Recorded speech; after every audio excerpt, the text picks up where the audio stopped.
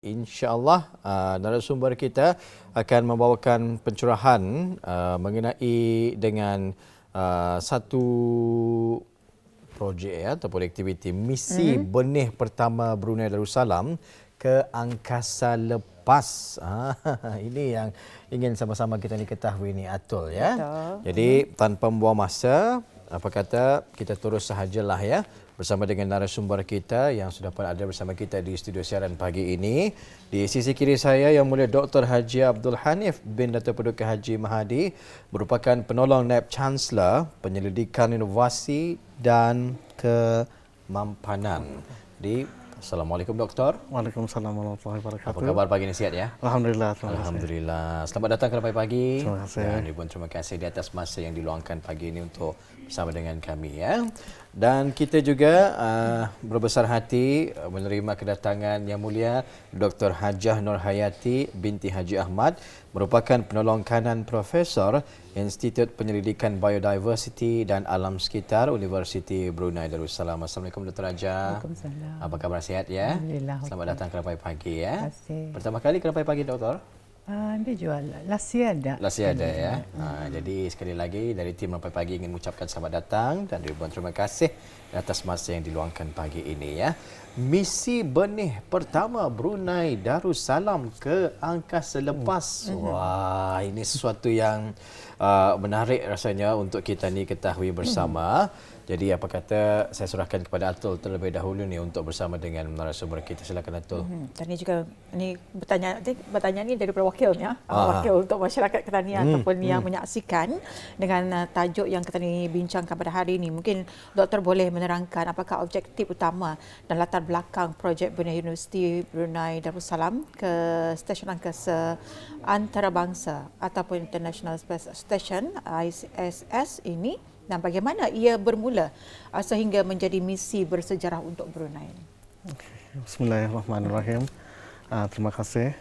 Secara ringkasnya, objektif utama projek ini ialah untuk menggunakan persekitaran angkasa lepas atau outer space bagi menginduksi mutagenesis atau genetic mutation melalui pendedahan radiasi kepada benih-benih untuk menghasilkan varieti yang lebih bertingkat, berdaya tahan dan berhasil tinggi yang boleh lagi memperkukuhkan keselamatan makanan negara atau food security dan juga pertanian yang mampan.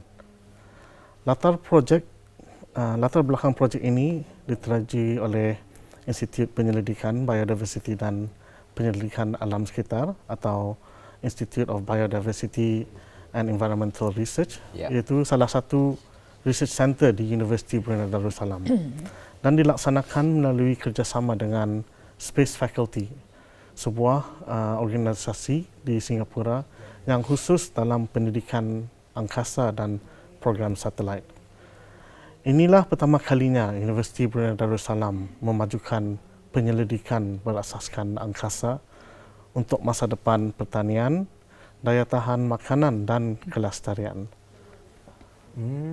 Baik ya. Jadi ini buat julung kalinya ianya diadakannya dan pastinya antisipasi daripada orang ramai juga cukup tinggi ya mengenai dengan projek ini ya. Baik, untuk penonton kita ini di rumah yang menyaksikan pada ketika ini Doktor ya. Mungkin Doktor boleh menguraikan proses yang dilalui oleh benih-benih ini tadi daripada Brunei sehinggalah ia dihantar ke luar negara, difahamkan menaiki roket SpaceX ya ke stesen angkasa antarabangsa. Siapa yang boleh menerangkan? Dr. Hajah, silakan. Terima kasih atas soalan yang diajukan. Kalau kita ikut perjalanan benih ini dari Brunei sehingga ke angkasa, perjalanannya adalah sangat menarik. Pertama sekali semuanya bermula di peringkat Institut Penyelidikan Biodiversiti dan Alam Sekitar di Universiti Brunei Darussalam, di mana pasukan penyelidik kami memilih benih-benih padi tempatan, dan pemilihan ini melalui proses yang agak teliti juga. Selepas itu benih-benih ini seterusnya dihantar ke luar negara kepada rakan kerjasama kami, Space Faculty di Singapura yang menguruskan fasa integrasi teknikal. di pihak Space Faculty, benih kita dibawa masuk ke dalam kemudahan yang kita panggil clean room, yang mana ianya akan diperiksa semula, disusun, dilabel dan dikemaskan dalam bekas khas yang direka untuk ia melalui penerbangan ke angkasa. Di sinilah juga sensor suhu dan radiasi dipasang agar kita boleh menjejak persekitaran yang dialami oleh benih-benih semasa misi dijalankan. Bekas benih ini kemudiannya diuji dengan ujian seperti ujian getaran, ujian persekitaran lain untuk memastikan ianya boleh bertahan semasa fasa pelancaran roket. Dan langkah seterusnya adalah serahan muatan kepada SpaceX untuk diintegrasikan ke dalam kapsul kargo Dragon 2 bagi misi CRS-34 mereka. Proses integrasi ini juga mengikut piawaian keselamatan dan kualiti yang sangat ketat. Selepas itu, sebahagian benih kita dikonfigurasikan sebagai muatan dalaman pasif dalam modul ISS, manakala sebahagian lagi dipasang pada carrier luaran di bahagian luar stesen agar ia menerima pendedahan terus kepada persekitaran angkasa yang lebih ekstrim. Muatan atau yang kita panggil payload tersebut ini akan dilancarkan pada hari Khamis besok jam 6.30 pagi waktu Brunei dengan menaiki roket Falcon 9 milik SpaceX yang membawa kapal angkasa kargo Dragon dalam misi NASA SpaceX CRX-34 Commercial Resupply Services dari Kompleks Pelancaran Angkasa 40 di Stesen Angkatan Angkasa Cape Canaveral, Florida, Amerika Syarikat. So seterusnya selepas pelancaran dan beberapa manuver di orbit, kapsul ini akan berlabuh di Stesen Angkasa Antarabangsa dan muatan benih-benih kita akan dipindahkan ke lokasi yang telah ditetapkan. Baik. Tuan ada bersama kita pagi ini beberapa keping gambar ya seperti yang kita paparkan tadi. Jadi benih padi ya daripada negara kita ni Brunei Darussalam yang diterbangkan besok ni berapa biji ataupun kilo ni? Sebab dia masa ini ia di dalam kapsul itu mengandungi beberapa slot. Jadi amount yang kita masukkan mengikut size slot yang kita yang ditetapkan yes, itu. Yes. Ini ada kita paparkan tadi ya. Jadi ini juga antara beberapa InsyaAllah selepas ini nanti akan diterangkan lah ya oleh narasumber kita ini Atul. Betul. Jadi di sini mungkin doktor boleh memberikan sedikit penerangan tentang apakah kajian yang dijalankan pada misi ini difahamkan yang benih-benih ini akan melalui pendedahan kepada radiasi angkasa dan microgravity yang boleh menghasilkan variasi benih-benih baru. Okey. So saya kongsikan fokus utama kajian ini adalah menggunakan kombinasi radiasi kosmik, sinaran X-ray dan gamma, microgravity, vacuum dan perubahan suhu yang ekstrim di ruang angkasa untuk merangsang perubahan pada DNA benih-benih yang kita hantar ke angkasa ini. Jadi di bumi tidak terdapat kondisi ini seperti di orbit. So benih-benih ini akan terdedah kepada dos radiasi yang boleh mencecah lebih 100 kali ganda dari di permukaan bumi dalam keadaan yang hampir tanpa graviti. Dan pada masa yang sama saya kongsikan yang selama kira-kira 6 bulan di International Space Station, benih-benih ini akan mengelilingi bumi selama lebih 2000 kali, menempuh perjalanan sekitar 60 juta batu nautika untuk menghasilkan variasi genetik yang mungkin tidak dapat muncul melalui kaedah biasa.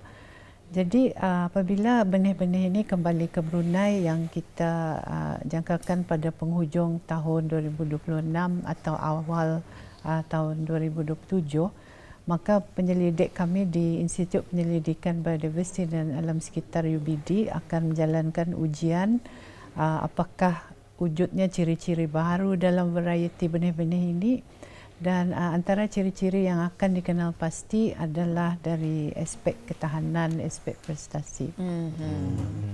Jadi antara penerangannya, dan yalah, kadang-kadang kalau bila kita dipikirkan sebelum ini memang mustahil, tapi tiba-tiba kenapa angkasa? Itulah kan kenapa biji benih padi ini tadi diterbangkan ke angkasa. Itulah ya, tujuan kajian ini adalah untuk memeriksa kembali ya sama ada sebarang perubahan ya setelah pendedahan tadi katanya radiasi dan sebagainya ya. Tapi sebenarnya perubahan-perubahan ini perubahan yang positif ataupun macam mana ni Puan? It depends. Kalau sebab itulah bila benih-benih ini balik nanti we have to assess, melihat ciri-ciri apa yang baru ada pada benih ini. Bayangkan saja tuan 6 bulan ia akan terapung di angkasa kita ni, mengelilingi bumi 2000 kali. 2000 kali. Wah, jadi macam mana tu? Kalau saya keliling bumi 2000 kali, janganlah jadi padi tu. Itu satu pencapaian yang hebat ya. Baik, kita luar biasa lah. Luar biasa sekali. Kita beralih ke soalan seterusnya ni. Ini adalah muatan benih pertama Brunei ke stesen angkasa antarabangsa. Pastinya satu peristiwa bersejarah bagi negara. Bagi misi ini meletakkan Brunei dalam ekosistem serantau dan global dalam bidang angkasa dan juga teknologi pertanian canggih. Doktor. Alhamdulillah, ini adalah kali pertama juga Brunei menghantar muatan atau payload benih ke stesen angkasa antarabangsa, iaitu International Space Station. Dan dari perspektif serantau, ia menandakan bahawa negara kita juga boleh menjadi pemain dalam ekosistem angkasa dan agri-teknologi. Melalui misi ini, UBD menunjukkan bahawa penyelidikan kita bukan sahaja relevan di peringkat nasional, tetapi juga menyumbang kepada agenda antarabangsa, antaranya berkait tentang seperti adaptasi perubahan iklim dan inovasi dalam keselamatan makanan, itu climate change and food security. Tambahan pula, UBD kini berperanan sebagai sekretariat jawatan kuasa kebangsaan bagi penyelidikan angkasa, iaitu National Committee on Space Research or COSPAR, yang membantu menyelaras usaha ruang angkasa negara dan membina kapasiti sains angkasa di Brunei.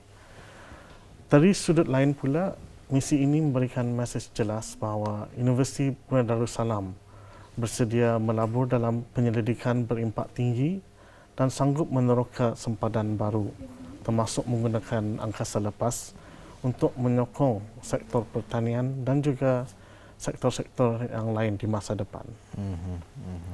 Jadi ini kali pertama ni tadi mengantar benih padi ke angkasa.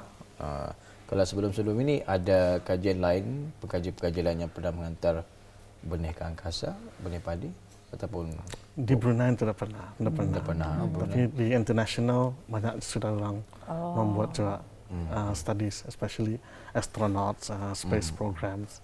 Kalau astronaut itu kan diorang kalau ke angkasa tu diorang membawa baras untuk makan di sana atau apakah tidak tahulah. Jadi kalau kita ni mengambil sudut keseluruhannya, bagaimana projek ini akan melengkapi usaha sedia ada dalam pembangunan pertanian, terutama berkait dengan security makanan? Projek ini bukan bertujuan untuk menggantikan program pertanian yang sedia ada, tetapi untuk melengkapkan lagi dan memperkukuhkan lagi usaha tersebut. Kita sedia maklum yang terdapat pelbagai cabaran di sini seperti perubahan cuaca, tempoh kemarau dan kawasan tanah yang mungkin kurang subur. Jadi dengan menggunakan benih-benih special ini yang telah melalui radiasi di persekitaran angkasa, harapan kita ialah mendapat bencana variety yang berdaya tahan di persekitaran yang lebih mencabar. Pada masa yang sama, projek ini membina kapasiti saintifik dan teknikal di dalam negara, melatih pelajar petani, penyelidik muda dan pakar tempatan dalam teknologi ini dengan tujuan untuk menyokong dasar sekuriti makanan dan pembangunan yang mampan. Baik, alhamdulillah ya. Satu perkongsian yang menarik daripada narasumber kita pagi ini Atul ya, mengenai dengan projek yang dijalankan ini, dan besarlah harapan kita mudah-mudahan ianya akan berjalan dengan lancar sesuai dengan apa yang telah pun direncanakan. Memandangkan besok merupakan tarikh yang dipilih untuk benih padi kita ini diterbangkan ke angkasa. Jadi jangkaan mereka pulang ke bumi bila tu? Dalam 6 bulan. Ujung tahun selepas ini. 6 bulan. 6 bulan ya. Ujung tahun ini lah. Ujung tahun ini. Jadi ia akan mendarat di stesen angkasa lepas ini juga lah, Florida ini. Yes. InsyaAllah. Kemudian barulah kita ni mendapatkan sampel ini tadi untuk kita ni buat kajian. Okey, baik. Apa tadi tu? Kata-kata akhir lah. Okey, ya. Sebelum kita tutup, mungkin ada kata-kata akhir daripada narasumber kita. I think we are hopeful, ada harapan, and then hopefully this is something new for Brunei and for UBD, and we are very looking forward. Alhamdulillah. Kalau Dr. Raja sendiri, ada kata-kata akhir? Sebagai penutup, projek benih ini bukan saja membuka lembaran baru dalam penyelidikan antarabangsa, tapi juga membawa harapan baru kepada usaha negara ketani memperkukuh sekuriti makanan dan kelestarian pertanian untuk generasi akan datang.